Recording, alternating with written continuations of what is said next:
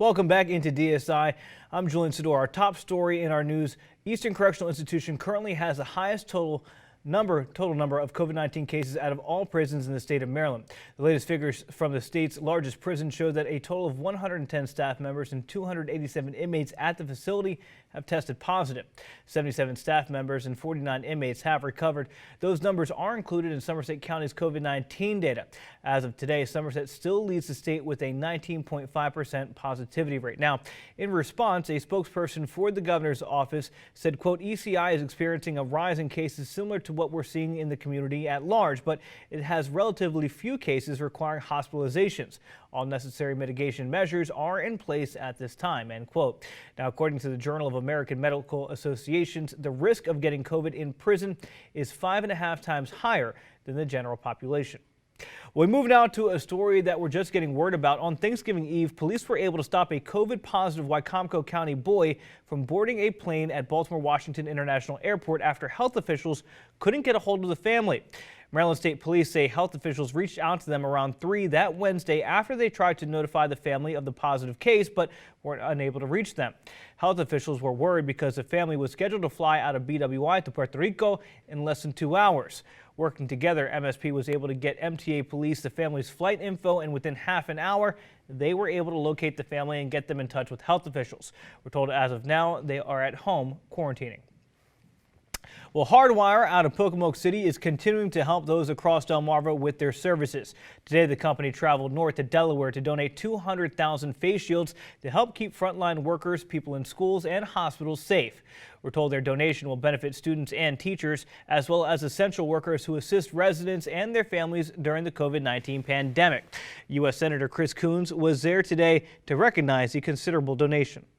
The virus plays a numbers game on us, and we can play a numbers game on it if we are diligent and we work together. We are in for a very hard winter, as Dr. Redfield at the CDC has just reminded us, and nothing could help shield us from that better than this creation. About 67,000 of those face shields were donated to numerous and AI DuPont Hospital for Children. A full skid will go to a local school district, and the remainder will be given to Donate Delaware for distribution throughout the first state. Well, in Salisbury, a double homicide case that's over a decade old is now being reopened by the Maryland State Police. Back in July of 2010, Salisbury residents 26-year-old Antonio Smith and 31-year-old Arlene Bird were found dead in their apartment in the 500 block of Emory Court. One was stabbed to death and the other choked to death. Information on why exactly this case is being opened now is limited. What we do know is that the homicide unit is currently re-examining evidence. MSP says multiple interviews have been done, but no suspects have been identified to date. Anyone who may have information on this is asked to call police at 410-749-3101. Meanwhile, police are asking for the public's help in Seaford after 2 people were shot Thursday night. We're told the shooting happened in the 400 block of North Street just after 7 p.m. Police say when they got there, they were told that 2 victims had been taken by a private car to the hospital for non-life-threatening injuries. Anyone with information on that is asked to call police at 302-629-6645. All right. Enough news. Let's talk weather. Everybody in the Salisbury area, I'm sure, felt that downpour, saw or heard that downpour not too long ago. Daniel, what's the weather looking like? It's still raining, Julian, and it's looking nasty on the Ocean City boardwalk here. Our sky cam showing that wet boardwalk out there. The rain's still falling. You can actually see the raindrops hitting the boardwalk here in the puddles. Unfortunately, it's going to be rainy all night long and into the first half of your Saturday. More on that coming up, but a couple of weather watchers calling in. Ted Millsboro at 52 and Chucky and Lewis sitting at 50.